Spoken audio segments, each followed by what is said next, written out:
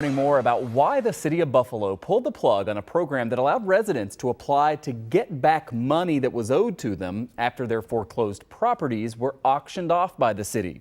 Now, this is a story that our nonprofit partners at Investigative Post have been following for the last 6 months now.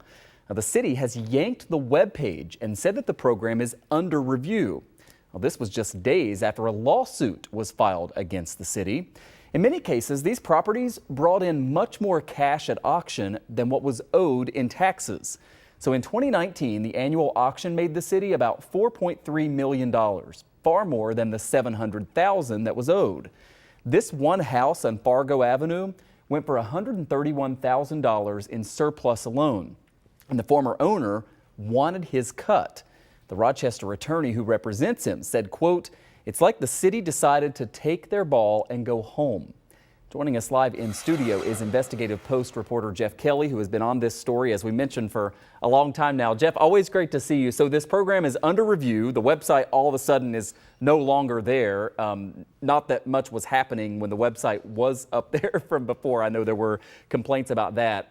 What are you learning about just, what happened here and these claims that continue for people trying to get their money back? Well, so a quick primer on what changed. 4 years ago, the city changed the process by which it auctions foreclosed properties so that the city could keep the money. Prior to that, it had gone to the county, and people who felt they were owed money, whether it was homeowners or banks or a construction company with a lien, could file a claim in county court. That changed in 2019, and good government groups and the Common Council said, wait a second, you could be taking equity that families built up over decades in these properties and make their financial problems worse.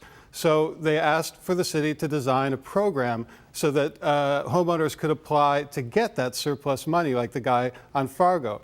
They finally published that process in 2021. Claims were filed last year. This one attorney had 20 claims by himself and on behalf of clients, and heard nothing. Not a response, not an acknowledgement. And then finally, this attorney filed another lawsuit saying, hey, judge, tell the city they have to decide yes or no on these applications. And at that point, the city, in a court document, said, on second thought, our whole program is illegal. We're going to keep the money, but we must keep the money. Otherwise, it would be a gift of public funds. So all of these applicants are sort of left holding the bag with no answer and no recourse. Yeah, it really is just fascinating because on the surface of it, right, it seems like if you owe the city back taxes and they go through the foreclosure process, the city would get owed its tax money, and then presumably the person would get the money back. But the city is saying here, I guess, they did some due diligence and went through the law, went through the process, and just found that that's not how it's supposed to work?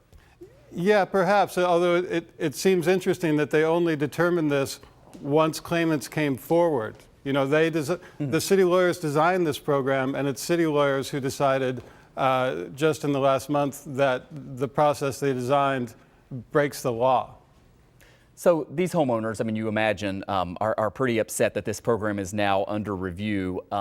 And even some people in City Hall have been pretty frustrated with the lack of communication and transparency from the administration. I know that you talked with Council President Reverend Darius Pridgeon, and here's a little bit of his surprise that this program got pulled. Listen. We were not informed that this would not be paid to people. So if this was utilized in the budget, I'd be very disappointed to hear that. What the city cannot do, I feel, is be silent and shut down now. Even with a lawsuit, there are still people, a home is for some people the greatest wealth they have.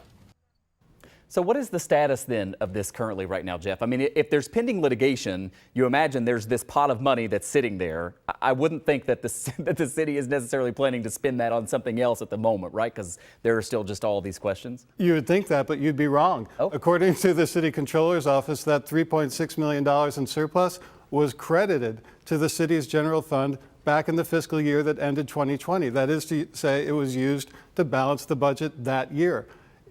There is no avenue for people to make claims now, but if they did somehow and succeeded, that money would be paid out of the fund that we use to pay settlements and claims, to settle lawsuits against the city. But right now, that money is basically gone. It's been spent. Before I run out of time, Jeff, is it safe to say, in listening to what the council president said there, that there wasn't just a lack of communication with the people trying to get this money or with the public writ large, there was a lack of communication with the council? That's right. And Darius Pridgeon filed a piece of legislation last year asking for answers on this. He has filed another one, basically asking for an inquiry into this whole process, which will be on the council agenda tomorrow, Tuesday. Well, it is a lot of money that, that there are some people, out there who believe they are entitled to it. The city now with a different perspective. 6 months of reporting, Jeff, it looks like you got a little more. So We'll look forward to the next update. Thank you. Thank you.